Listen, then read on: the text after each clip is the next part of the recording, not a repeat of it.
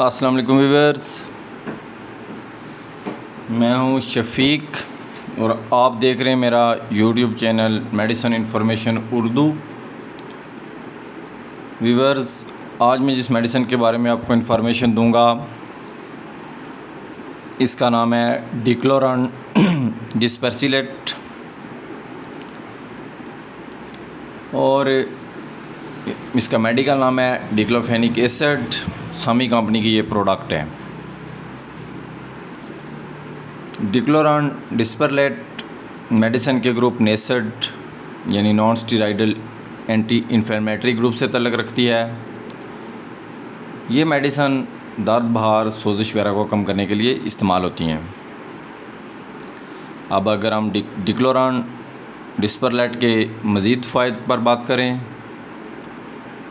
तो डिक्लोरॉन डिस्पर्सिलेट इंसानी जिस्म में दर्द, बुखार, सोजिश वगैरह को कम करती है।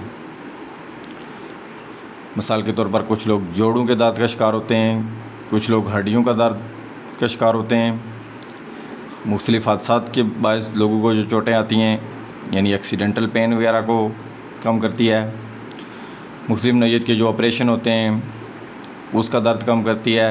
इसके अलावा गुर्दों का दर्द, इसके अलावा बैक पेन, कमर दर्द, ख़वातीन में अय्याम का दर्द होता है उसको कम करती है। रूमेटॉइड आर्थराइटिस उसका दर्द कम करती है ये।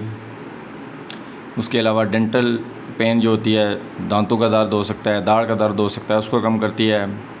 मुख्तलिफ़ लोगों को कानों का दर्द होता है यानी कान उनके दर्द करते हैं। इसके अलावा बाद लोग का गला दर्द करता है जिसे टॉन्सिलाइटिस भी कहते हैं, उसका दर्द कम करती है। और ये पित्ते का दर्द भी कम करती है। अब अगर आएँ कि इसकी मकदार खुराक क्या है तो ये बड़े लोगों में इस्तेमाल करनी चाहिए जो कम अज़ कम 12-15 साल से ज़ायद उम्र के हैं। तो बड़े लोगों को ये एक गोली सुबह एक शाम आधा गिलास पानी में हल करके लेनी चाहिए। और ये गोली जो है ना दिल के जो मरीज़ होते हैं उनको नहीं लेनी चाहिए। उसके अलावा जिगर के जो मरीज़ होते हैं, जो लोग जिगर के अमराज़ में मुब्तला होते हैं उनको नहीं लेनी चाहिए। किडनी के मरीज़ जो होते हैं उनको भी नहीं लेनी चाहिए।